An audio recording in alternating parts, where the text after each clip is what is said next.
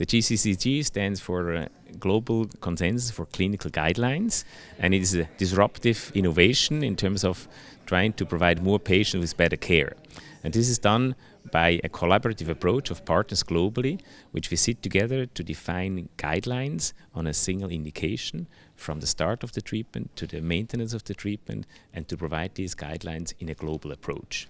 The most relevant point is that we start from the perspective of a patient, and we start from the perspective of a clinician who is doing daily work in his office. So that makes it uniquely different to common consensus meetings where we start from the scientific question.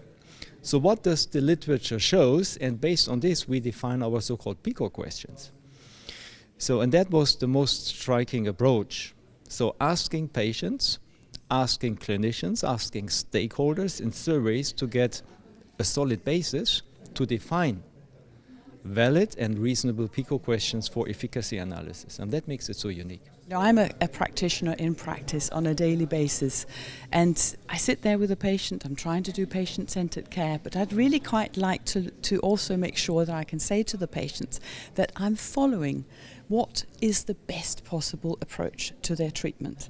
And that, of course, comes out of recommendations through guidelines. The first topic that's been chosen, and I think that is highly relevant, is the upper jaw, where there are no teeth, so the edentulous maxilla.